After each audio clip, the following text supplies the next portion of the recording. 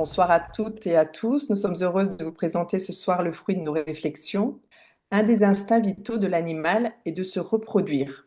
Pourtant, on constate qu'un couple sur 7 en France a des difficultés pour avoir un enfant naturellement. Nous allons tenter de faire le tour des causes principales de la stérilité, tout en proposant des hypothèses pour décoder biologiquement cette thématique. La stérilité, l'infertilité, l'incapacité de concevoir, d'engendrer, de procréer, de donner la vie est une solution pour ne pas reproduire ce qui a fait souffrir. La stérilité, qui n'aboutit à rien, est une incapacité totale, irréversible, tandis que l'infertilité, en revanche, est éventuellement réversible. Cela concerne 15% des couples. Ce chiffre est en augmentation. Un couple sur 7 consulte pour infertilité. La fertilité naturelle d'un couple est de 25% par cycle. Après 1 à 2 ans de rapport régulier, on évoque ce diagnostic. Souvent, les deux sont infertiles dans 35% des couples. La médecine trouve des causes féminines, masculines, mais aussi communes. Mais il n'y a pas d'explication scientifique pour 8 à 15% des cas. Nous passons maintenant à la physiopathologie. La fertilité chez la femme dépend de plusieurs facteurs.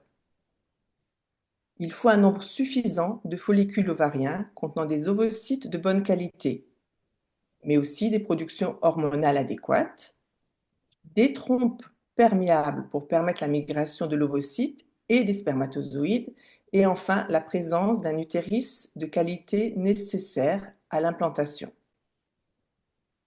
Alors on vous a mis là un schéma, la coupe d'un ovaire avec les cycles ovariens et on voit les follicules. Vous les voyez là, les follicules primordiaux là qui grandissent, mais on reviendra tout à l'heure sur ce schéma. La femme adulte a par ovaire entre 5 et 10 follicules matures fonctionnels. Ce sont une sorte de petits sacs en fait où sont stockés les préovules appelés ovocytes. Le fœtus féminin a 6 millions de préfollicules, 2 millions à la naissance, un demi-million à l'âge adulte. Il ne restera que 1000 vers 50 ans au moment de la ménopause. Leur perte physiologique est due à une mort cellulaire programmée nommée l'apoptose. Ces préfollicules apparaissent au 5e mois fœtal. Un enfant est donc issu d'un ovule provenant de l'ovaire de sa mère. Cet ovaire est donc déjà présent quand sa mère est elle-même fœtus dans le ventre de sa propre mère, qui est donc la grand-mère de l'enfant. D'où ce premier aspect biologique, émotionnel, intergénérationnel dans ce mix grand-mère, mère et petite-fille qu'il faudra visiter en consultation de biodécodage. Vous voyez donc l'enfant qui est là dans le ventre de sa maman, qui va devenir la petite fille, mais cet enfant est issu de l'ovule ici, qui est dans le ventre de la maman, lui-même étant déjà, en fait c'est l'ovaire hein, qui est déjà dans le ventre de la future maman, mais qui est dans le ventre de la grand-mère. Alors, qui dirige cette maturation des follicules? Eh bien, ce sont les hormones, mais on en reparlera tout à l'heure. Il y a donc deux types de stérilité. Pour la médecine, il y a une stérilité dite psychologique, que nous pouvons comprendre comme émotionnelle. L'autre est biologique quand elle a des causes objectivables dues à un ou des dysfonctionnements physiologiques. Nous allons donc vous proposer des hypothèses sur les causes de l'une et de l'autre. Alors, on commence par les causes émotionnelles. Elles sont en lien avec des événements et ou des ressentis dans le vécu ou dans l'actualité de la personne qui consulte. Alors, quelques exemples. Ça peut être la perte d'un parent, pardon. Quand un de mes parents décède, lorsque je suis enfant, ma croyance peut devenir être parent égale mourir. Donc, pour survivre avec cette croyance, l'inconscient va bloquer toute possibilité de conception, même si consciemment la personne veut un enfant. Nous repérons aussi que les personnes qui restent dans une immaturité affective peuvent avoir de la difficulté à concevoir un enfant. En effet, si je me sens encore le petit enfant de mes parents, comment est-ce que je peux devenir père ou mère? Un autre exemple, ce sont les personnes qui restent en fusion avec leur mère ou leur père, peuvent vivre le fait d'avoir un enfant comme une trahison, un abandon envers leurs parents.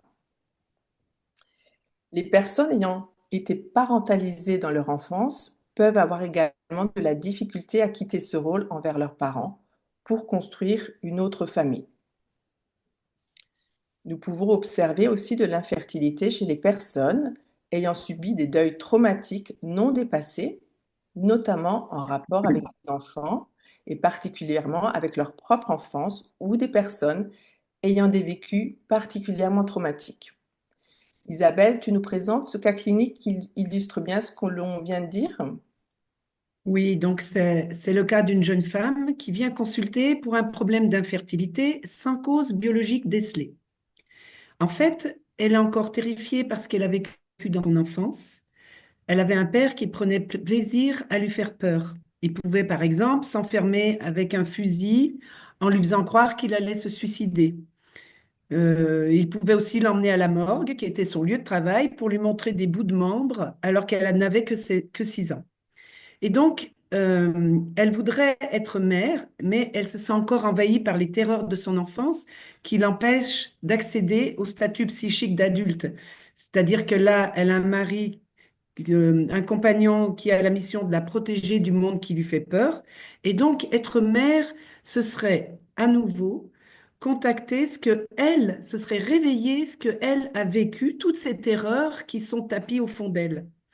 Et donc, le travail va, pour elle, va être d'aller ressortir tout ça, de traiter ça, pour pouvoir, à un moment donné, accéder à l'état de mère.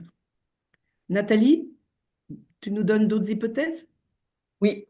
Alors, dans les causes émotionnelles, il y a aussi les situations de perte réelle ou symbolique, on en parlait tout à l'heure, pouvant provoquer de l'infertilité par le besoin de rester en contact, en fidélité avec la personne décédée, ce qui empêche évidemment de transmettre la vie. Un autre exemple, chez les personnes qui ont une problématique de place, un sentiment de ne pas être reconnus pour eux-mêmes, il peut être impossible de perpétuer une descendance quand on est un enfant de remplacement, c'est-à-dire que les parents ont créé inconsciemment un enfant pour remplacer un mort auquel ils étaient extrêmement attachés.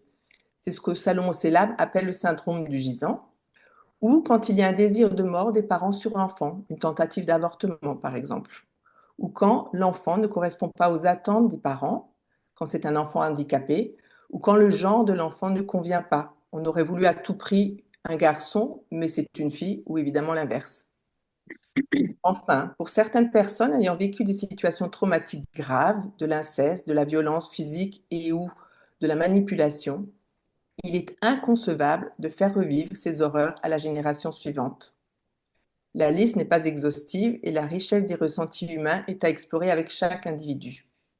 Nous allons maintenant aborder les causes médicales et biologiques de la stérilité. Celles-ci sont très souvent en lien avec les thématiques transgénérationnelles. Je te laisse la parole, Martine. Ok, donc dans ces causes biologiques féminines, déjà, on va s'intéresser aux ovaires. Les ovaires, en fait, ils ont deux sortes de cellules. Ils sont là, bien sûr, pour produire ces ovules. Et ces deux types de cellules sont d'abord les cellules germinatives. En fait, ces cellules germinatives, elles appartiennent à l'endoderme. Et la fonction, c'est de pérenniser l'espèce. C'est donc le feuillet le plus archaïque qu'on ait. Il est à l'origine des organes impliqués dans la survie de l'espèce et de l'individu, dont la reproduction. Donc leur pathologie, finalement, concerne les conflits de perte de ce que je considère comme être ma création réelle ou symbolique. Donc Nathalie en a parlé tout à l'heure, mon enfant. Alors moi, je rajoute mon animal de compagnie, qui est mon petit bébé, mon entreprise, etc. Nathalie, d'ailleurs, elle a accompagné une jeune femme et puis elle va vous parler un petit peu de ce cas qu'elle a rencontré. Oui, donc c'est le cas d'une jeune femme qui vient me consulter parce qu'elle a fait 2 fausses couches. Et en fait, dans son histoire, les pertes sont nombreuses. Sa sœur est décédée à l'âge de 23 ans. Sa belle-sœur est décédée d'une tumeur à 28 ans, je crois, et sa tante est décédée étouffée à 1 an. Il y a aussi plusieurs morts prématurées dans la famille de son mari. Donc, son vécu était vraiment, je ne peux pas me permettre de donner la vie ou de concevoir. Et donc, après quelques séances de libération émotionnelle autour de cette problématique de perte, elle a pu enfin transmettre la vie et à une jolie petite fille. Alors, en parallèle de ces cellules germinatives dont je viens de parler, l'ovaire a une deuxième sorte de cellules qui sont des cellules hormonales. Ces cellules hormonales, elles sécrètent des œstrogènes et elles vont permettre, ces œstrogènes, d'augmenter ma capacité de séduction. Donc, les pathologies qui concernent ces conflits de dévalorisation dans ma capacité de séduire, c'est sur ces cellules-là que c'est engrammé.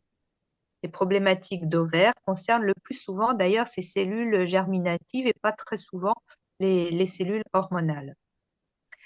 Alors, dans cet ovaire, avec ces ovules qui peuvent être problématiques, on a tout d'abord l'absence d'ovulation. Ça s'appelle l'anovulation. Et la plus fréquente et la plus célèbre, c'est le syndrome des ovaires polykystiques, le fameux SOPK. Donc ça, c'est dû à un dérèglement hormonal d'origine très centrale, c'est-à-dire au niveau du cerveau, ou bien l'un à la suite de l'autre, ou les deux ensemble, un dysfonctionnement de l'ovaire qui produit un excès de sécrétion d'hormones masculines, qu'on appelle les androgènes. Alors au début, cette histoire de syndrome polykystique, là, on pensait qu'il y avait une multitude de kystes, c'est pour ça qu'on l'a appelé comme ça. Mais en fait, en 1930, ce qui n'est pas hier, on a découvert qu'il s'agissait en réalité d'une multitude de follicules dont le développement ne s'était pas finalisé. Alors, Nathalie nous a parlé des follicules et on rappelle que cette fonction des follicules est double. Premièrement, ça va permettre de fabriquer des hormones stéroïdiennes, les œstrogènes, la progestérone principalement. Et puis, en plus, ça sert à maturer l'ovocyte parce que c'est ça qui le nourrit. L'ovocyte se trouve à l'intérieur du follicule avant son expulsion de l'ovaire vers la trompe. Alors, quelle pourrait être pour la biologie la fonction de faire grossir de façon exponentielle ces fameux follicules sans jamais qu'il y ait un follicule prioritaire mûr et expulsable de l'ovaire? Là, je parle donc de ce problème de syndrome polykystique. Eh ben, le but, c'est d'augmenter le potentiel de créer des enfants, mais sans jamais les concrétiser, en les gardant en état de non-maturité. Donc, en fait, sur le dessin, vous voyez que les 3/4 du dessin sont bons, mais en fait, la dernière étape, elle ne se fait pas. La souffrance reste exprimée ainsi.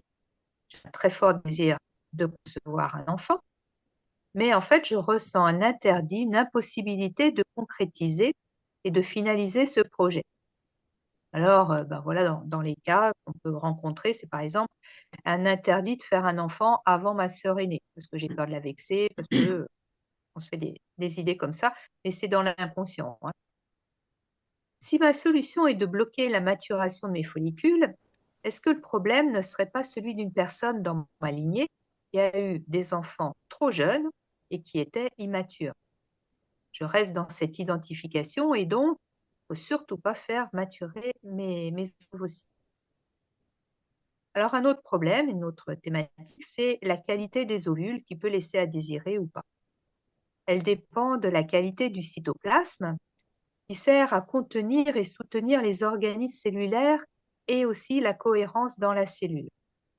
Est-ce que ça parlerait de la cohésion et de l'absence de soutien dans le clan familial? Décodage biologique, bien sûr. L'ovule, lui, il va fournir la moitié des chromosomes lors de la conception et parfois ce génome est altéré. En décodage biologique, cela va nous amener à nous intéresser, à nous interroger sur l'héritage des traumatismes du clan, de la lignée, par exemple le handicap physique ou mental. Alors ensuite, on va aborder l'insuffisance ovarienne. L'insuffisance ovarienne, c'est quand l'ovaire est en difficulté pour fabriquer des hormones féminines, les œstrogènes et la progestérone. Et ça va mettre à mal, bien sûr, la libération des ovules. Alors, cette insuffisance ovarienne, ben, pour l'INSERM, c'est quand même la première cause d'infertilité après l'âge de 35 ans. Une des utilités, c'est ça notre questionnement, une des utilités de ne pas séduire, ça pourrait être de ne pas avoir de grossesse. Cela peut se retrouver chez des femmes dont les ascendants ont eu trop d'enfants, trop de bouches à nourrir. Et donc, inconsciemment, cette personne, cette femme qui veut un enfant consciemment, inconsciemment, finalement, ben, il n'en faut pas parce que ça va faire trop d'enfants et trop de bouches à nourrir. C'est une croyance transgénérationnelle. Alors, une autre pathologie qui peut arriver, c'est le syndrome d'androgénisme qui est fabriqué en fait par les glandes surrénales. Les glandes surrénales qui sont au-dessus de chacun des deux reins. Et elles fabriquent en fait trop d'hormones masculines chez la femme. Elles ont donc à ce moment-là eu assez d'oestrogène et de progestérone, puisqu'il y a trop de testostérone. Et donc la fécondation et la nidation vont être entravées, puisque j'ai plus ces hormones féminines. Alors, bah, là-dessus, on va mettre en parallèle, en décodage biologique, le problème d'identité. Elle peut ressentir un danger d'être dans le féminin, une incapacité d'être dans sa féminité, et hop, ça y est, elle va avoir sa baisse d'œstrogène et son augmentation d'hormones masculines. Alors, un exemple, c'est par exemple quand une petite fille est spectatrice dans son enfance du rabaissement, de l'humiliation que subit sa mère. Une des solutions inconscientes, ça va être d'augmenter sa puissance masculine et donc de fabriquer plus d'hormones mâles ou bien de baisser ses hormones féminines ou de faire les deux à la fois. Il y a le choix. Alors, quelles sont les causes provoquant des cycles irréguliers? Donc, je vous rappelle que les hormones ont pour origine embryonnaire le mésoderme et donc c'est en lien avec les ressentis de dévalorisation et puis d'incapacité. Alors là-dedans, on retrouve pas mal de choses. Par exemple, les troubles de la thyroïde, qui vont influencer négativement ce fameux ovaire. Donc, les troubles de la thyroïde, c'est une cause secondaire au dysfonctionnement ovarien. L'hormone TSH de la thyroïde stimule la production des hormones ovariennes. Et quand cette production elle est perturbée, eh ben, on va avoir des cycles non réguliers qui rendent évidemment la procréation bien difficile et puis qui empêchent éventuellement l'ovulation. Donc là, l'important en décodage biologique, c'est plutôt de s'occuper de la problématique qui est liée à la thyroïde, puisque c'est elle le faiseur de troubles, et peut-être un petit peu moins de s'occuper de la problématique de l'ovaire. La thyroïde, on rappelle que c'est le maître du temps, et c'est celle qui est la glande qui participe à la régulation des rythmes du corps. Les règles, c'est un rythme parmi tant d'autres. Alors, on a d'autres facteurs qui sont plutôt des facteurs hormonaux qui viennent de l'hypophyse et de l'hypothalamus, puisque c'est ces deux glandes au niveau du cerveau qui peuvent créer certains blocages de cycle féminin. Alors, ces blocages, c'est ce qu'on appelle un peu de façon plus chic les aménorrhées. Et donc, elles peuvent être aussi d'origine psychogène. Par exemple, on a l'anorexie mentale, qui provoque souvent une aménorrhée primaire, un arrêt des règles, caractérisée par aussi la non-apparition des caractères sexuels secondaires. Donc, sur ce corps durement en état de multiples carences qui sont dues à l'anorexie, la nature ne va pas pouvoir piocher dans les réserves pour créer un enfant. Cela peut être aussi le cas des gens qui font des régimes drastiques déséquilibrés. Dans l'anorexie, la jeune fille va garder des formes et un fonctionnement d'un corps de petite fille. Donc évidemment, pas de règles. Qui pourrait lui permettre peut-être d'éviter la sexualité et donc les grossesses.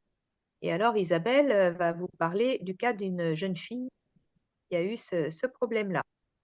Donc, c'est l'histoire de cette jeune femme qui se sent obligée de cacher sa féminité sous une peau d'âne pour fuir le désir incestueux de son père.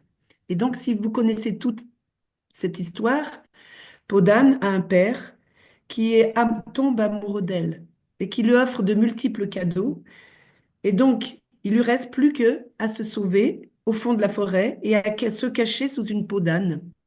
Ça nous parlait bien de devoir gommer nos formes de femmes ou les formes de femmes et pour ne pas attirer le désir sexuel. On va parler de la ménopause précoce. Et cette ménopause précoce, elle survient en fait avant l'âge de 40 ans. Après l'âge de 40 ans, elle s'appelle plus précoce. Elle est généralement due à des problèmes de chimiothérapie, de radiothérapie ou de chirurgie, mais parfois elle peut être d'origine émotionnelle. Et donc ça peut être lié à un conflit de danger, d'être encore fertile, de faire des enfants à un âge de la vie qui ne correspond pas à ce qu'il faut. Les hypothèses pourraient être les suivantes. Soit un sentiment de danger, de perdre l'homme qui me soutient si des enfants arrivent. Et je peux peut-être m'imaginer qu'il est primordial d'être disponible pour l'homme, pour lui, dans le but de la survie de l'espèce. Ou bien des fois, ça peut me connecter à un sentiment d'incapacité à soutenir un clan qui est en péril. Et dans les mémoires transgénérationnelles, bien évidemment. Par exemple, une femme adulte qui est en fusion avec ses propres parents, elle se sent la mission de s'occuper d'eux, mais en même temps avec le sentiment de ne pas être assez efficace. Enfin, je vais redonner encore la parole à Isabelle là pour qu'elle nous raconte ça avec un autre cas clinique. Ça, c'est l'histoire d'une femme de 40 ans qui est en ménopause précoce. En fait, elle est très préoccupée par sa relation à l'homme. Elle se sent très vite mise de côté, pas assez intéressante. Elle a peur de ne pas être assez séduisante, ce qui conduirait pour elle à être abandonnée. En fait, dans son histoire d'enfance, elle a une mère qui n'est pas très présente et qui est elle-même beaucoup dans la séduction. Et donc, elle a surinvesti la relation à son père. Et alors, au moment où son père part et quitte sa mère, elle a 20 ans, pour une autre femme, là, elle le vit vraiment comme un abandon. Et donc, son père, quand il part, il a 40 ans, l'âge qu'elle a, elle, quand elle tombe en ménopause précoce. On peut repérer aussi que du coup, elle surinvestit beaucoup tout ce qui est tenue vestimentaire, activités multiples pour ne pas vieillir. Et donc, euh, vieillir et être mère à nouveau, c'est être abandonné pour elle. C'est perdre le conjoint, l'homme, le compagnon, et c'est être à nouveau abandonné. Et donc voilà. Alors, dans les autres problématiques, on a la tumeur ovarienne. C'est une excroissance qui se développe le plus souvent à partir des cellules de la surface de l'ovaire, c'est-à-dire les cellules épithéliales. Ces tumeurs peuvent être d'origine soit bénigne, soit maligne, c'est-à-dire cancéreuse. Ces tumeurs de l'ovaire sont souvent des kystes fonctionnels ou bien organiques qui concernent le mésoderme. Je vais vous parler en premier des kystes fonctionnels, puisqu'en fait, c'est ceux qui font la majorité des tumeurs de l'ovaire. C'est le résultat d'une maturation anormale d'un ou de plusieurs ovules. Il ne dure qu'un cycle, mais en fait, ça peut réapparaître au cycle suivant. Ces kystes fonctionnels créent donc plus d'hormones de séduction. Ça va permettre à la femme qui se sent dans l'impuissance de séduire de retrouver son potentiel. Et puis la deuxième catégorie de kystes, ce sont les kystes organiques. Alors eux, ils se distinguent par la nature plus ou moins solide de la tumeur, leur taille, la présence éventuelle d'excroissance. Leur croissance n'est pas en rapport avec un dysfonctionnement hormonal parce qu'ils ne vont pas disparaître spontanément. Il est possible qu'ils soient de nature cancéreuse. On peut parler du conflit de la poule. Vous savez, les poules dans les poulaillers, à qui on enlève les œufs. La solution pour perpétuer son espèce, c'est de refaire d'autres œufs. Les œufs, évidemment, c'est les ovules chez nous. Donc là, maintenant, nous allons nous attaquer aux trompes utérines. Comme vous voyez dans les trompes, vous voyez de chaque côté, il y a les ovaires et l'eau va sortir de l'ovaire et va rencontrer le spermatozoïde dans la partie supérieure de la trompe. Vous voyez, la rencontre, la fécondation se fait dans la trompe. C'est le lieu de la rencontre de l'ovule et du spermatozoïde.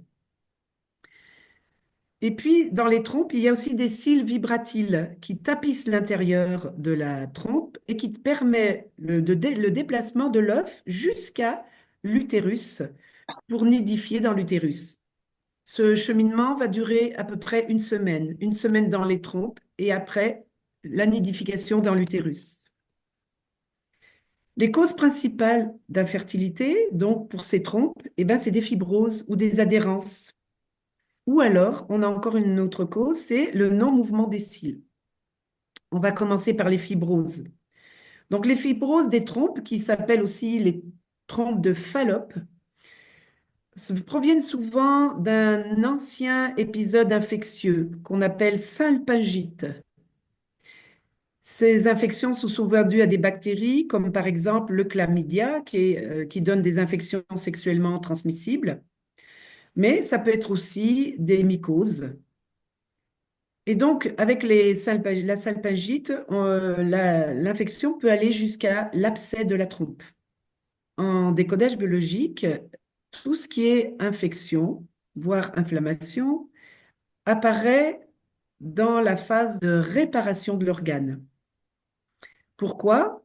Parce que quand il a été observé que les virus amènent le matériel nécessaire aux cellules qui ont vécu un stress et qui ont été dans ce stress, donc un conflit pour nous, un conflit émotionnel, qui ont été dans ce stress fatigués, usés pour pouvoir traverser ce stress et qui ont besoin d'aide extérieure et des éléments de certaines bactéries, de virus pour venir se réparer. On peut se poser la question, hein, pourquoi le corps, il ouvre la porte à un seul virus? Si le corps était en fragilité, il ouvrirait la porte à tous les virus. Or, il ouvre chaque fois la porte à un seul virus qui correspond aux cellules qui ont besoin d'aide. Donc, les fibroses de la trompe, par contre, on se rend compte que c'est le plus grand nombre de fausses couches à ce stade précoce. Et souvent, elles peuvent même passer inaperçues. Nous rappelons que les trompes sont formées de tissus endodermiques. Et donc, tout ce qui est tissu endodermique, je vous rappelle que c'est en lien avec la notion de besoin vital. Donc, on pourra poser les hypothèses suivantes. La fibrose pourrait servir à solidifier la trompe pour protéger la rencontre de l'œuf et du spermatozoïde, ainsi que le passage de cet œuf vers l'utérus. Mais alors, pourquoi j'ai besoin de protéger ma trompe à ce point? Alors, peut-être parce que j'ai un vécu ou que je porte des mémoires de rencontres dégueulasses, moches, en lien avec la sexualité.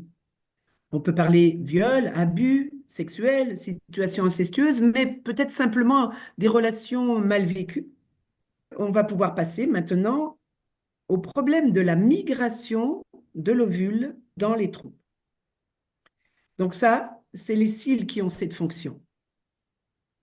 Et les cils vibratiles sont en relation avec le système nerveux qui est comme un interrupteur qui permet ou non d'arrêter le mouvement.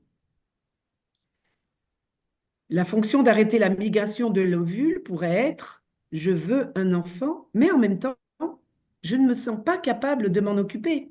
Par exemple, de me lever la nuit. Et donc, je peux concevoir l'enfant, mais j'arrête la migration parce que je ne peux pas aller plus loin. Alors, on peut aussi imaginer qu'il y a des mémoires traumatiques. Alors, sur le schéma, on voit bien que l'ovocyte, vous voyez l'ovocyte qui sort de l'ovaire, voilà, et vous voyez que c'est après que il y a la rencontre avec les spermatozoïdes. Après, il y a une multiplication, les cellules se multiplient tout le long de la migration sur la première semaine. Et après, quand l'œuf commence à vraiment se constituer, il y a la nidation dans l'endomètre de l'utérus. Maintenant, on va parler de l'utérus.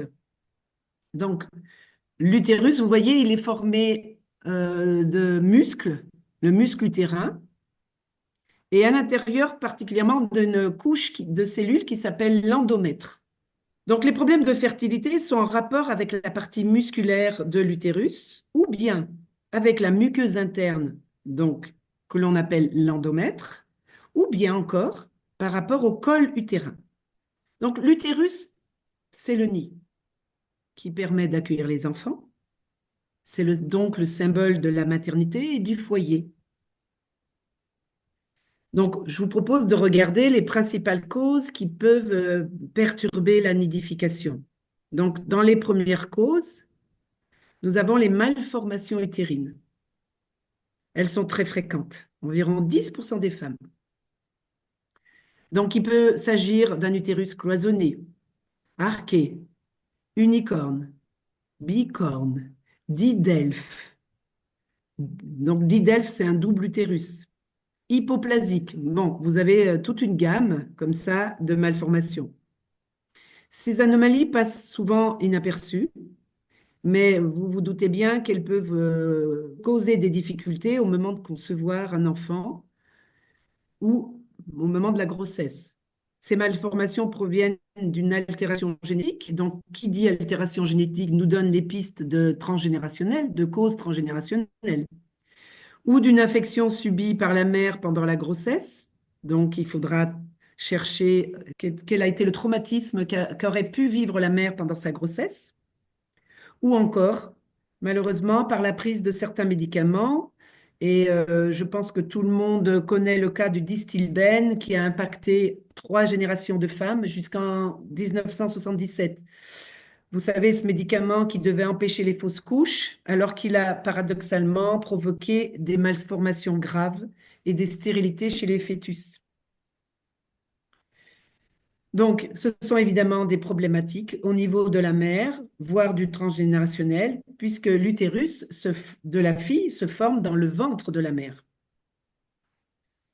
Par exemple, pour les l'utérus cloisonné, l'hypothèse pourrait être qu'il faut séparer le nid de façon plus ou moins hermétique. Danger à laisser communiquer les espaces du foyer.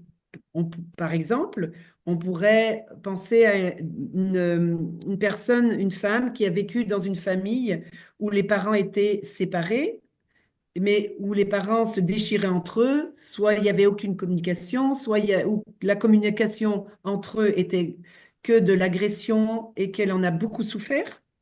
Et donc, la réponse, ça pourrait être, moi, quand j'aurai mon enfant, je ne veux pas lui faire vivre ça. Donc, si c'est une fille, il faut qu'elle ait 2 espaces séparés pour qu'elle n'ait pas à vivre l'agressivité. Alors, nous allons passer au myofibrome utérin. Le fibrome est donc constitué par une prolifération de cellules musculaires de l'utérus. Et donc, c'est la tumeur bénigne la plus fréquente. Nous repérons aussi que les fibromes utérins vont régresser spontanément après la ménopause lorsque la production d'œstrogènes diminue, ce qui pourrait indiquer, enfin, l'acceptation de ne plus procréer, l'acceptation de ce nouveau statut de femme. Quelle est la fonction d'augmenter le nombre de cellules du tissu musculaire de l'utérus?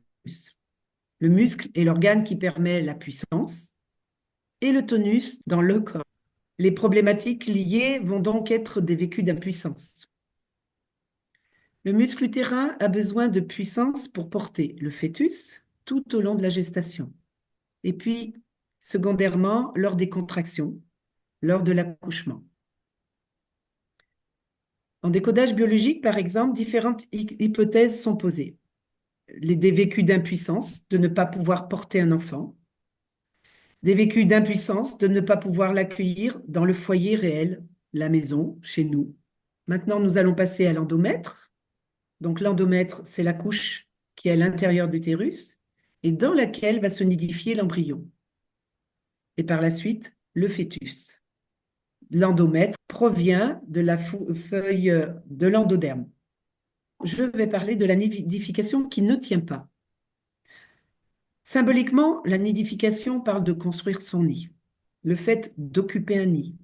Il symbolise à la fois l'endroit dont nous sommes issus, la famille, le clan, la maison et l'utérus lui-même. En décodage biologique, la fonction d'une nidification qui ne tient pas pourrait parler du fait qu'il soit vital de ne pas garder l'enfant dans cet utérus ou dans le foyer actuel en lien avec un sentiment de danger, par exemple, oui, la mémoire personnelle ou familiale de fausse couche. Mon utérus représente un danger de mort pour le fœtus. L'utérus, alias le foyer, est dangereux pour le développement de l'enfant. Donc, par exemple, on peut avoir dans le foyer des ambiances violentes à la maison, alors soit dans l'histoire actuelle, soit dans l'histoire transgénérationnelle. Une autre hypothèse, c'est aussi quand nous parlons des règles et de l'endomètre, nous entendons un autre aspect qui parle de celui des normes avec une famille, un foyer, un événement. On peut vivre une famille, la vivre comme hors norme, un foyer qui n'est pas dans les normes, euh, des relations sexuelles hors normes. Et donc là, on repère des atteintes au niveau de l'endomètre et de l'utérus. Autre point, la migration des cellules de l'endomètre que l'on appelle l'endométriose. Elle touche 10% des femmes et cause des multiples adhérences dans la sphère pelvienne. L'endomètre, c'est la couche interne de l'utérus, donc, les cellules de l'endomètre migrent ailleurs, dans les trompes, dans l'ovaire. Il peut aller jusque sur le foie. Et moi, j'ai même une patiente qui a eu des cellules d'endométriose, donc des cellules sur des nerfs, des trajets nerveux. Le conflit est de ne pas pouvoir nidifier correctement au bon endroit. Donc, je vous donne un exemple, par exemple, de l'endométriose de l'ovaire. Nous rappelons que l'ovaire a pour fonction la reproduction et la migration de l'œuf jusque dans l'endomètre. Donc, lors d'un conflit vécu dans un climat de perte, l'endométriose de l'ovaire a pour fonction d'accélérer la nidification. Pourquoi? Parce que l'endomètre va se coller contre l'ovaire, ce qui fait que l'œuf n'aura plus tout le trajet à faire. Le trajet va être raccourci et donc devrait permettre d'accélérer les choses. On peut trouver par exemple des histoires de migrants, de femmes ou de petites filles, de filles dont la famille a beaucoup souffert dans le trajet, la migration qui a été terrible, horrible. Et donc, il faut éviter tout ce laps de temps de migration. Je vous parle aussi de l'endométriose du muscle utérin, qu'on appelle aussi adénomiose utérine. C'est un conflit vécu dans un climat où la femme, puisque c'est le muscle, hein, se sent incapable de mener à terme une grossesse. Le sens biologique de cette localisation est en quelque sorte de faire un nid dans le muscle utérin pour mieux pouvoir porter l'embryon, comme pour renforcer son nid et sa capacité de porter l'enfant. Maintenant, Nathalie, tu veux bien nous parler de cette femme qui est venue te voir pour une adénomiose? Oui, donc elle a pu exprimer son ressenti qui en fait était: je n'arriverai pas à porter un enfant parce que mon histoire a été trop noire, hein, et que je redoute aussi que mon bébé ait à porter cette histoire. En effet, elle avait un père vraiment autoritaire, une mère dépressive, alors qu'elle avait 11 ans. Sa mère a commencé à être dépressive quand elle a eu 11 ans. Donc elle vivait vraiment dans une ambiance pas cool et c'est vraiment ce qu'elle voulait pas transmettre à son bébé. Donc, il y a aussi les tumeurs de l'endomètre. Les tumeurs malignes de l'endomètre se développent particulièrement autour de 69 ans et donc vous imaginez bien que ça ne joue pas trop sur la question de la fertilité. Donc, on va passer là-dessus et Nathalie va continuer sur les problèmes au niveau du col utérin. Il peut y avoir des anomalies anatomiques ou des problèmes de glaire. On peut donc observer une obstruction du col de l'utérus avec des anomalies de développement, des tumeurs, polypes, myomes ou kystes, parfois produits par une infection de type chlamydia ou papillomavirus, qui peuvent dégénérer en cancer cervical. L'obstruction du col peut être due aussi à des traumatismes, notamment la chirurgie et la perforation. et des inflammations du col, chroniques ou pas, appelées cervicites. L'exocole est la partie ectodermique du col utérin, donc en lien à la relation à l'autre. C'est l'endroit où se fait le contact avec le pénis et par lequel les spermatozoïdes commencent leur migration. C'est lors donc de l'ovulation que l'ouverture du col est maximale et que la glaire est la plus filante. Cela donne des conditions optimales pour un rapport fécondant. Toute anomalie du col peut entraîner un problème de stérilité. Comme c'est le lieu de contact dans la relation sexuelle, le conflit va être relié à de la frustration sexuelle. Je ne suis pas la préférée de mon partenaire qui a des préférés ailleurs, qui va voir ailleurs en fait. L'endocole, quant à lui, est le lieu de sécrétion de la glaire cervicale dont la fonction est de lubrifier pour permettre le passage des spermatozoïdes au moment de l'ovulation, mais aussi de protéger les spermatozoïdes du milieu vaginal acide, d'exclure les spermatozoïdes défectueux grâce à des anticorps et de nourrir les spermatozoïdes. La glaire cervicale agit donc comme un premier filtre d'entrée des spermatozoïdes dans l'utérus. Il peut y avoir trop d'anticorps dirigés aussi contre les spermatozoïdes. En décodage, la fonction de détruire les spermatozoïdes est donc d'empêcher le masculin d'entrer au plus profond de mon intimité. Cela peut être la solution à un vécu de dégoût, de danger en lien avec la relation sexuelle avec l'homme, au travers de viols, d'abus, etc. Isabelle, tu nous parles là de ton cas clinique? C'est l'histoire d'une jeune femme homosexuelle qui vient en consultation avant sa dernière insémination, car les inséminations précédentes n'ont pas abouti. En consultation, elle exprime beaucoup son ressenti du dégoût envers le sperme dans son corps, qu'elle relie à un souvenir d'abus sexuel vécu adolescente. Une fois qu'elle a pu travailler sur cet aspect-là, et la dernière insémination a réussi, elle est aujourd'hui mère d'un petit garçon.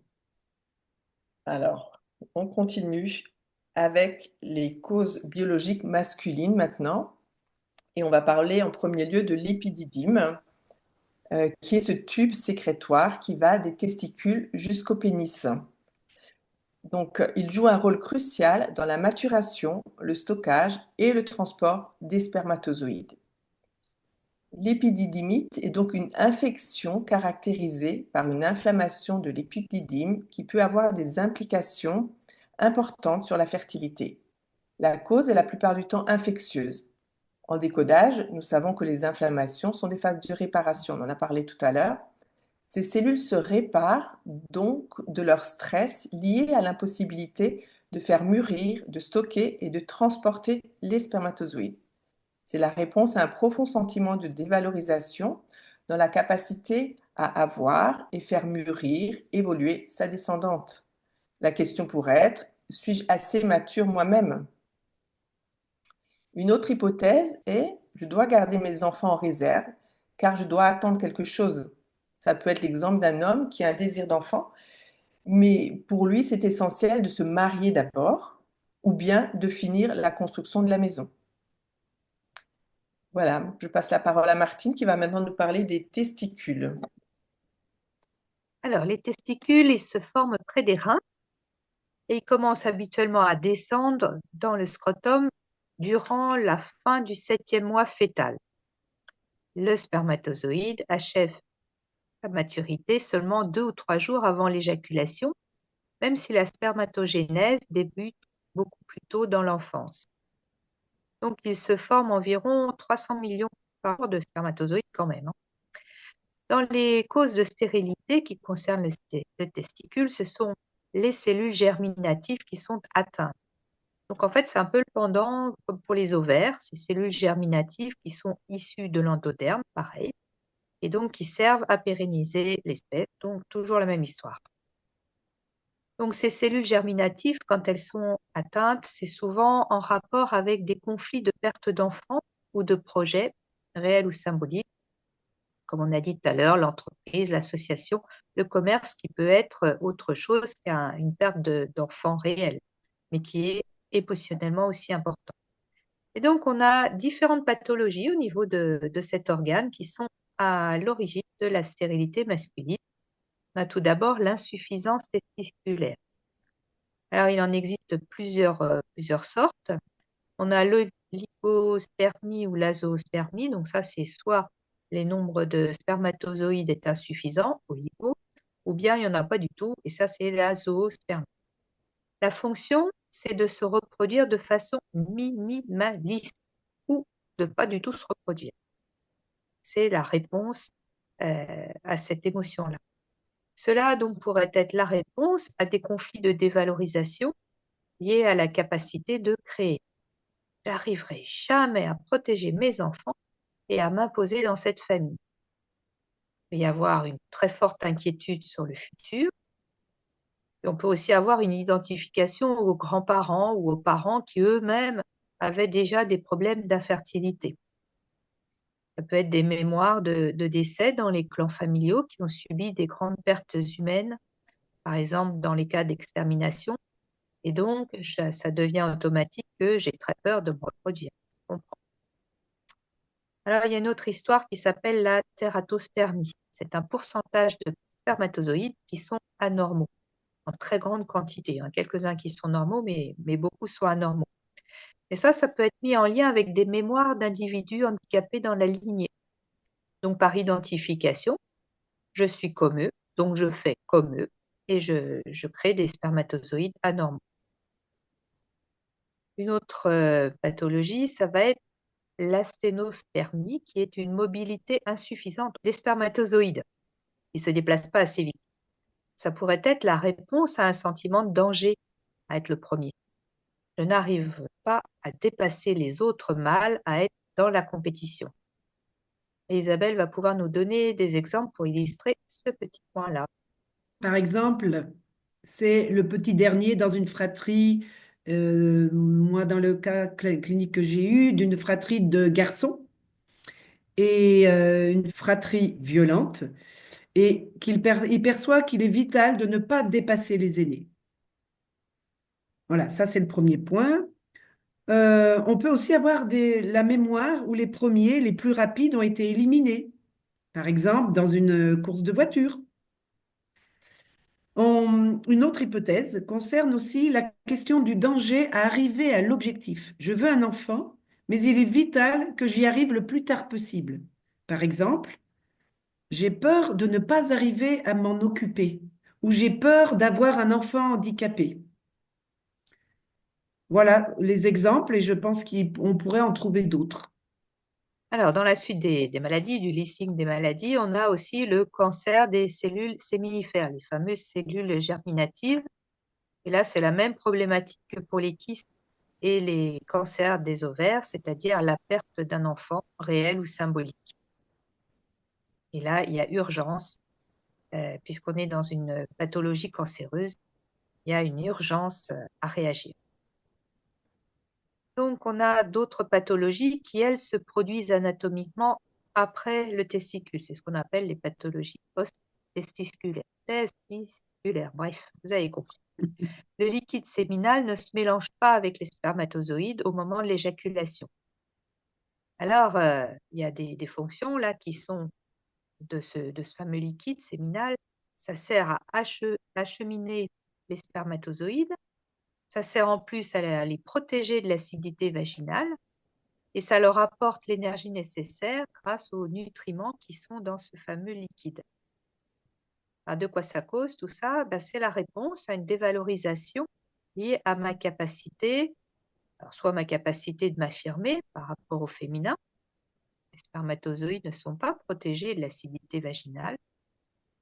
Ça peut être aussi la réponse à une dévalorisation pour permettre à ma descendance d'évoluer. Ça peut être aussi la réponse pour nourrir et maintenir en vie parce que je n'ai pas assez de nutriments. Donc, voilà, Isabelle va reprendre le bâton de parole et va nous parler d'un voyage impossible. Je vais vous parler de la descente incomplète du ou des testicules, qu'on appelle aussi la cryptorchidie. Normalement, ça se fait au 9e mois. de grossesse et parfois un peu après la naissance. Dans le cas contraire, il est conseillé d'opérer au plus vite, c'est-à-dire souvent avant 2 ans, pour empêcher justement une infertilité. Vous savez que les spermatozoïdes ont besoin d'être conçus en dehors de la chaleur du corps humain. C'est pour ça que le scrotum est à l'extérieur du corps. Si les testicules restent à l'intérieur du corps, ils vont être chauffés et donc il n'y aura pas possibilité pour les spermatozoïdes de vivre. Comme la problématique donc apparaît en fin de grossesse, le conflit vient au moins pour nous de la mère. Donc la fonction est de ne pas faire d'enfants en réponse à des mémoires traumatiques inter- ou transgénérationnelles comme des vécus de guerre ou des génocides pour les ascendants. Cela permet de ne pas revivre la souffrance de ces pertes massives et horribles. Nous pouvons trouver aussi, au niveau du testicule, nous pouvons avoir la joie de trouver aussi la torsion du testicule. Et donc ça désigne la rotation du testicule autour de son pédoncule. Vous voyez le pédoncule qui est en haut, et à droite, le testicule violet, il y a une rotation.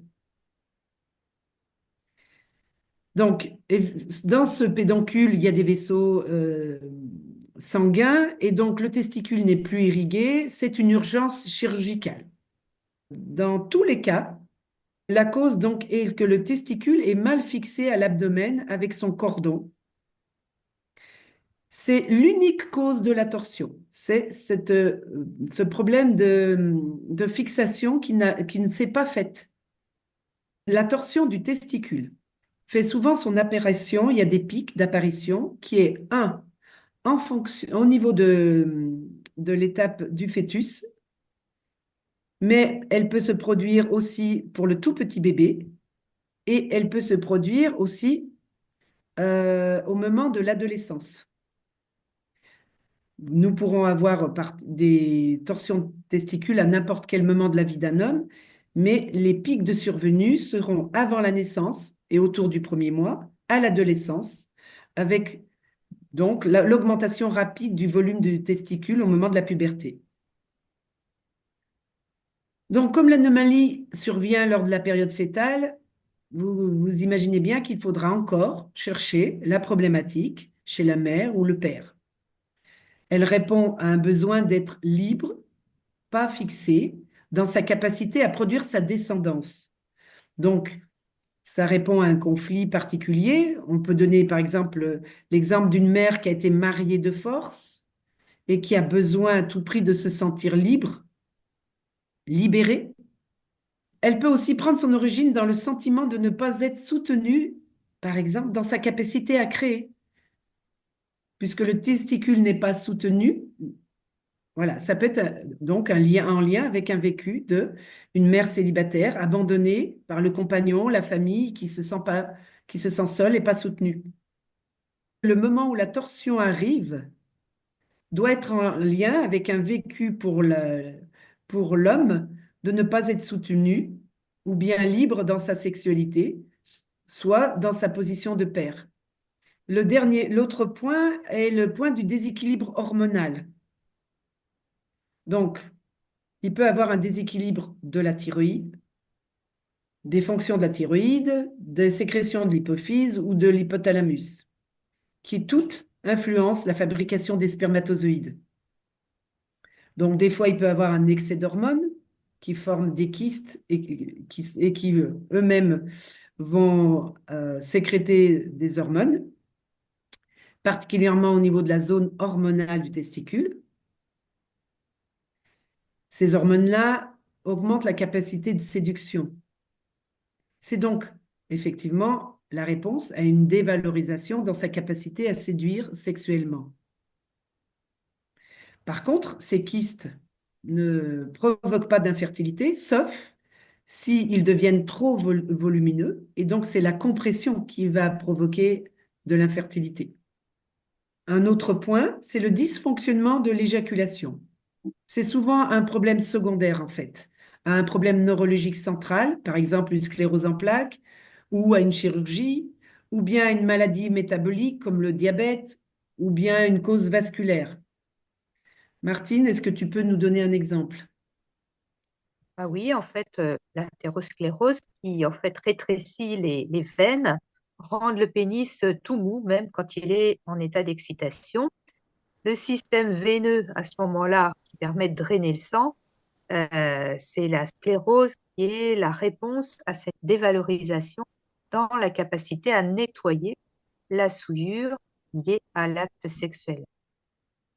Dans les autres causes de stérilité ou d'infertilité, nous avons les habitudes de vie qui exposent les testicules à des températures trop élevées.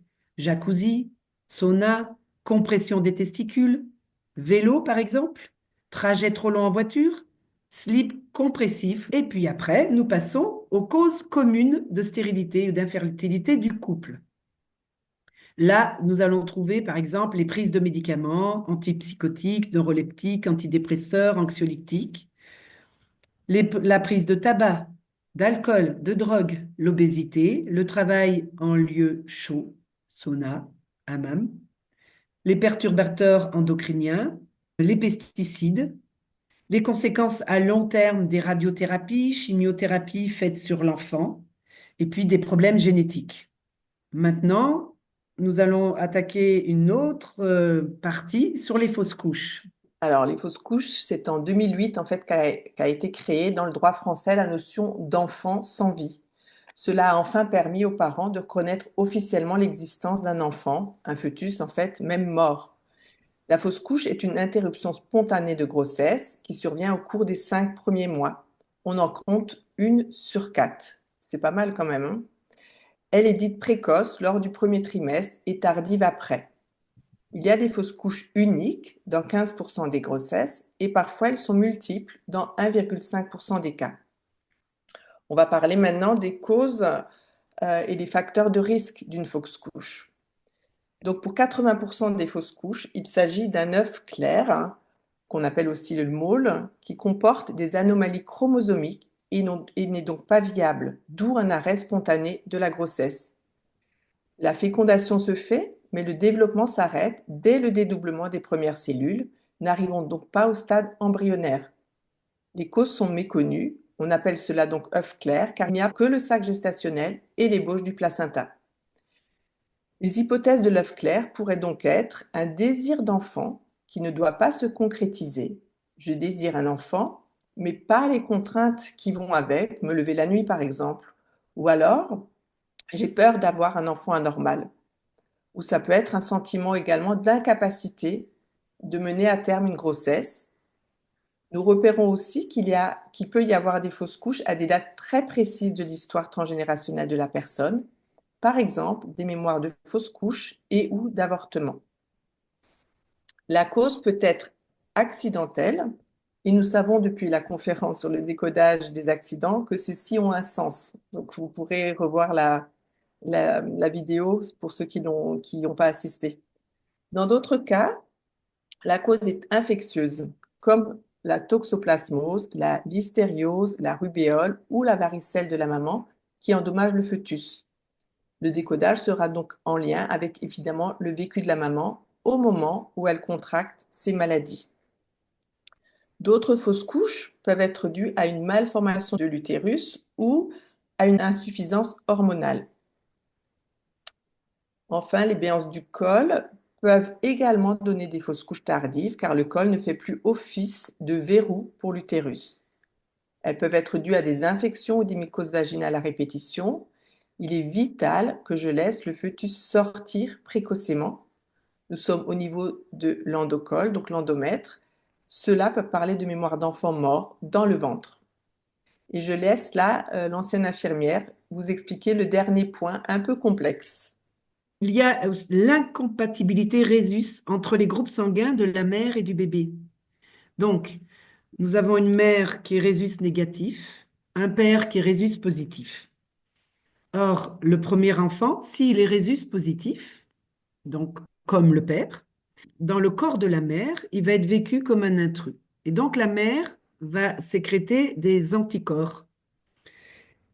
c'est au deuxième bébé qui va avoir des problèmes. C'est-à-dire quand le deuxième bébé va arriver, les anticorps que la mère a sécrétés, particulièrement si ce bébé est aussi rhésus positif, vont attaquer le sang de ce deuxième bébé. Et donc, vont détruire donc ce deuxième bébé. Il y a une époque où on remplaçait le sang des enfants à la naissance qui faisaient des ictères massifs, sinon ils allaient mourir. Mais maintenant, depuis pas mal d'années, on fait des injections d'immunoglobulines à la mère après son premier enfant.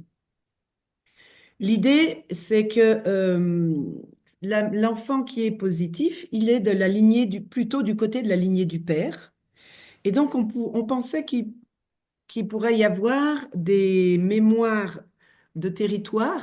Il faut que le territoire reste sur l'aîné, que le deuxième ne puisse pas spolier le territoire, parce qu'il y a eu une époque où, par exemple, où c'était très important. On pourrait retrouver des mémoires de numéro 2 qui ont mis à mal la famille, ou le numéro un en spoliant le territoire particulièrement, mais avec d'autres événements aussi. Donc voilà pour la question des résus positifs et négatifs. Nous, on n'allons pas beaucoup plus loin parce qu'on n'a pas de cas pour pouvoir illustrer ça. Après, nous pouvons parler aussi d'autres éléments. Par rapport au biochoc d'une fausse couche. Nous avons pu repérer, par exemple, que des femmes qui font des fausses couches peuvent le vivre comme un choc qui, à son tour, va générer une stérilité psychologique afin de ne pas revivre ce drame. Plus haut, on a parlé aussi des femmes qui n'ont plus confiance dans leur utérus, qui peut donner la mort. On peut aussi trouver un écho entre la date de la fausse couche et des dates importantes dans l'arbre généalogique de la personne. Par exemple, la date de la fausse couche et la date d'un décès d'un autre enfant, la date d'un décès d'un ancêtre particulier, si cet enfant est lié à cet ancêtre. Je peux vous parler du cas clinique d'une jeune femme qui fait une fausse couche lors de sa deuxième grossesse. Dans sa fratrie, elle est numéro un. Malheureusement, arrive après elle un enfant handicapé sur lequel ses parents focalisent toute leur attention. Donc, elle vivra dans l'ombre de l'enfant numéro 2, dans un profond sentiment d'abandon. L'enfant numéro 2 s'est inscrit pour elle comme l'enfant qu'il faut expulser. Et donc, elle fera une fausse couche pour son deuxième enfant. Il peut y avoir d'autres exemples. Par exemple, la peur d'avoir un enfant handicapé peut également conduire à une fausse couche, surtout s'il y a des antécédents familiaux. Et on peut aussi se demander qui représente ce fœtus à évincer dans la lignée transgénérationnelle. Exemple, un ancêtre violent, agressif, alcoolique, toxique pour la personne qui a le même rang de fratrie que l'enfant expulsé. Donc pour ça, il faut faire un travail sur le transgénérationnel, évidemment. Maintenant, Martine, tu vas nous parler du point suivant sur les grossesses extra-utérines et puis tu nous donneras le mot de la fin. Alors, dans la grossesse extra-utérine, le sens biologique de ça, c'est de bloquer l'acheminement de l'œuf fécondé. Ce sont les cils vibratiles, là, dont on a parlé tout à l'heure, dans les trompes utérines qui sont concernées. Ça, c'est la réponse inconsciente à une peur paralysante. Je veux un enfant, mais je ne veux pas le faire grandir dans cette famille-là, dans ce lieu-là, dans ce moment-là, avec ce père-là, parce qu'il y a un climat qui est moche, par exemple, une tromperie de la part du partenaire, etc., etc. Donc, la conclusion, c'est qu'on a voulu ouvrir sur l'approfondissement biologique et émotionnel des pathologies et de leurs conséquences. Il nous a semblé important de bien réaliser les enjeux sur l'enfant qui va naître ou qui ne va pas naître. Par exemple, comment un enfant va être impacté dans sa vie. Et ça, c'est une question, voilà, on aura les réponses peut-être plus tard, mais s'il est issu d'une procréation médicalement assistée après cryocongélation. Alors, ce futur enfant, quand il va devenir grand ou pas, mais qu'est-ce qu'il va avoir comme rapport avec le temps, puisqu'il a été suspendu par la congélation, ou bien quel va être son rapport par rapport au froid. Nous avons abordé des hypothèses autour de l'arrêt de la vie lors des fausses couches. Et puis, ben, moi, je trouve qu'en conclusion, on pourrait se demander s'il n'y a pas un parallèle avec le sens de la mort subite du nouveau-né. Donc, le droit de naître, mais de ne pas vivre dans et pour un temps défini, autant pour le nouveau-né que pour les adultes, d'où l'importance de ce travail transgénérationnel qu'on peut faire en décodage biologique. Mais en fait, on n'insistera jamais assez sur l'importance d'être accompagné pour libérer émotionnellement ces thématiques et espérer avoir ainsi une meilleure fertilité. Eh ben, c'est pour le moment la fin, mais on va écouter vos questions et tenter d'y répondre. Bien, merci à toutes les trois. Alors, il y a une question. Si possible, j'aimerais qu'on me réexplique. Une petite fille existait déjà dans l'ovule de sa grand-mère. Donc, une petite fille ou un petit garçon, mais on va parler d'une petite fille, ce sera peut-être plus simple à comprendre. Elle est conçue de l'ovule de sa mère. Donc, ça, je pense que c'est clair pour tout le monde. Donc, vous voyez, cette petite fille, elle est jaune. Dans le ventre de sa mère, on a gardé la même couleur. Elle est jaune aussi. Donc, elle a été conçue de l'ovule, qu'on vous voyez là, qui est jaune. D'accord? Sa mère, elle a cet ovule dans son ventre avant de concevoir son bébé. Mais sa mère, elle avait déjà ses ovules dans son ventre quand elle-même, elle était bébé dans le ventre de sa propre mère. Est-ce que c'est plus clair comme ça? Voilà. Et Non. donc, tu vois, tu peux entendre tout ce que porte un enfant dans le transgénérationnel. On voit vraiment avec cet exemple comment il peut porter ce qui s'est passé pour la grand-mère déjà. Vous avez des questions? Peut-être des partages de personnes que vous avez accompagnées ou des... J'ai accompagné un jeune en PMA congelé. Et donc, c'est intéressant ce que vous m'avez dit là, le temps qui est suspendu. Par contre, j'ai pas rencontré votre problématique avec lui. Donc, le père, c'était pas son père, c'était pas son père biologique. Et c'était une problématique de lien d'amour, en fait. C'est-à-dire que dans la PMA, en fait, l'acte d'amour n'y est pas. Et ce qu'il fallait reconstruire, en fait, c'était l'acte d'amour pour qu'il se sente inclus dans sa famille. Ah, c'est intéressant ce que tu dis, Ouais. parce Ouais. qu'effectivement, dans les PMA, la question qu'on se posait, hein, c'est que l'ovule et le spermatozoïde ne se rencontrent pas dans un acte d'amour, ils se rencontrent dans un laboratoire. Et en Ouais. fait, comme nous, on travaille, quand on travaille en séance, très souvent, je pense que pour mes collègues, c'est pareil, on est amené à travailler sur la naissance, les mémoires traumatiques, enfin, de ce qui s'est passé à la naissance, Ouais. et la grossesse et la conception. Et Ouais. on voit l'impact de la conception dans le fonctionnement de l'adulte, quoi. Mais je me suis retrouvée dans sa conception et effectivement, c'est-à-dire que ce qu'il a vécu à ce niveau de la vie, ce que la cellule a vécu, c'est que cet élan de vie est aussitôt interrompu par par cet arrêt, en fait, et toute sa vie est tout le temps interrompue, en fait. Par quel arrêt? L'arrêt de la vie, c'est-à-dire que le sperme, il sort, paf, il est congelé. Et Donc, ce voilà, jeune, c'est ça. son grand souci, qui était au moment où il consultait, c'est qu'il perdait toujours, c'est toujours perdre ses amis, perdre les gens qu'il aime autour de lui. C'est ça la question qu'on se posait, c'est effectivement, les cellules humaines, elles sont régies par les cycles, des cycles de vie. Quand on congèle une cellule humaine, elle va en garder l'impact, la mémoire. Et Oui, donc, tout à fait. c'est C'est comme, énorme. voilà. Et donc, on se posait la question, quel va être l'impact sur ces cellules dont on a arrêté les cycles précocement? Quel va être l'impact vraiment?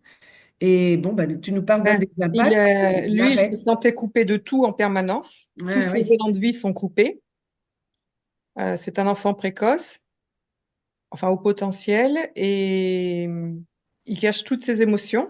Et donc, le fait, c'était déjà de mettre un lien d'amour dans cette conception.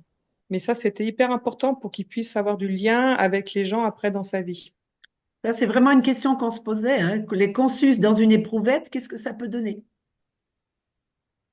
Ben voilà, surtout que là, parce que je pense qu'il y a plusieurs possibilités, il y a plusieurs cas. Là, il connaît pas son père biologique, et voilà. Ok, en plus. Donc là, c'est vrai que c'est un enfant, enfin un jeune qui s'ennuie tout le temps. Il s'ennuie vite. Et quand vous dites le temps suspendu, Ah oui, oui, oui, quelque d'accord. part, il est toujours suspendu quelque part, lui. Hmm. C'est un autre aspect que j'avais pas, voilà. Mais surtout, c'est l'élan de vie qui est tout de suite coupé, en fait. Et le Ouais. froid. Est-ce qu'il y a d'autres questions? Moi, j'aurais bien rebondi sur ce que disait Laure. Activement occupée d'un jeune en obésité morbide, multi-addiction, qui était né d'une PMA et on avait implanté 2 embryons. Et donc, il a fallu commencer par faire le deuil de l'autre embryon parce qu'il y avait d'abord ça. Et Ouais. c'était en double. Voilà.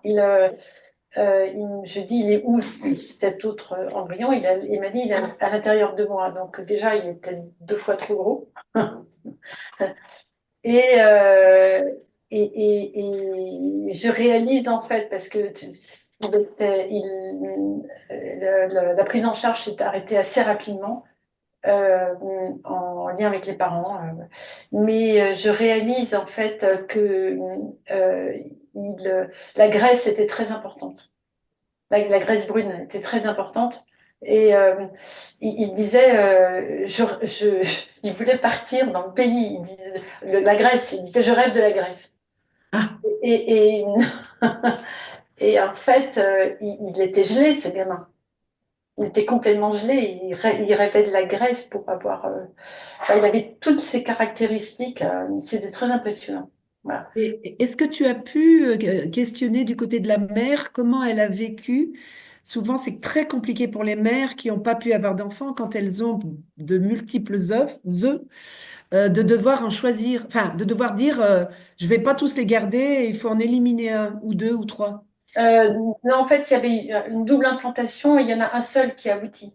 Ça s'est Ah, fait. d'accord, il y a pas une élimination. Non, non, D'accord. ils n'ont pas voulu qu'il y en ait plus que 2, etc. Ils avaient la prise en charge s'est arrêtée au bout assez rapidement, au bout de quelques séances, en fait. Ok. Il y avait les parents voulaient à la fois qu'on le prenne en charge, mais qu'ils continuaient à le gaver. Donc on voyait qu'il y avait des tranchées très importantes. Les parents n'étaient pas prêts, en fait. Mais en fait, j'avais une question éthique derrière que je me suis posée parce qu'il y a quelqu'un qui est venu me voir effectivement pour infertilité et qui avait 44 ans, une femme de 44 ans. Et là, je me suis dit, oups, je fais quoi? Voilà, parce que éthiquement, est-ce que c'est bien? Mhm. Bon, j'ai le mien à 40, donc c'est très bien d'avoir à 40, mais après 44, voilà. Est-ce que vous avez été c'est Mhm. une prise en charge qui s'est arrêtée rapidement parce que cette demande, c'était en travaillant vraiment l'objectif. Son objectif, c'était d'avoir un enfant, mais sans avoir les jambes qui gonflent. C'est-à-dire, elle voulait un enfant, mais pas de grossesse. Et elle voulait un enfant qui soit pas handicapé, enfin, il y avait tellement de conditions que elle a laissé tomber. La prise en charge lui a permis de prendre conscience qu'elle voulait pas d'enfant, en fait. Mhm. Voilà. Mais je me suis dit, oups, si on a, bon, 44, j'étais pas à l'aise. Voilà. Est-ce que ça vous est arrivé d'avoir des situations où vous n'étiez pas à l'aise avec la demande? Avec l'âge de la demande, non. Je sais pas quoi, l'âge ou autre chose qui fait que vous vous disiez, celui-là, c'est peut-être mieux qu'ils n'aient pas d'enfant. C'est vrai que c'est Oui, une ça c'est vrai. question, hein. C'est vrai que c'est une question. Et alors, en tout cas, dans ces cas-là, moi, je fais comme toi. Je vais travailler sur qu'est-ce qu'il y a derrière cette demande. Et souvent, la De demande. rester, de rester jeune, j'ai besoin de montrer que peut-être je n'ai pas un âge vieillissant. Et enfin, la notion d'éthique ou pas éthique, c'est si on se met vraiment dans le corps biologique, euh, quand on a parlé des ovules, les ovules, ils sont pas aussi nombreux d'une personne à l'autre. Toutes les femmes de 44 ans, il y en a qui ont un gros stock encore ovulaire et d'autres pas. En fait, on fait une échographie, on peut savoir la réserve qu'il y a des ovocytes. Donc déjà, est-ce que c'est nous qui jugeons ou pas? Mais la nature, elle a favorisé certaines personnes et d'autres moins. Donc, on peut toujours laisser cette observation et ce choix plutôt à la patiente qu'à nous. On peut peut-être être une très bonne mère en ayant un bébé à 44 ans que d'autres qui ont un bébé à 20 ans. Donc, c'est vrai que c'est une question, en tout cas, je trouve que c'est une question à se poser.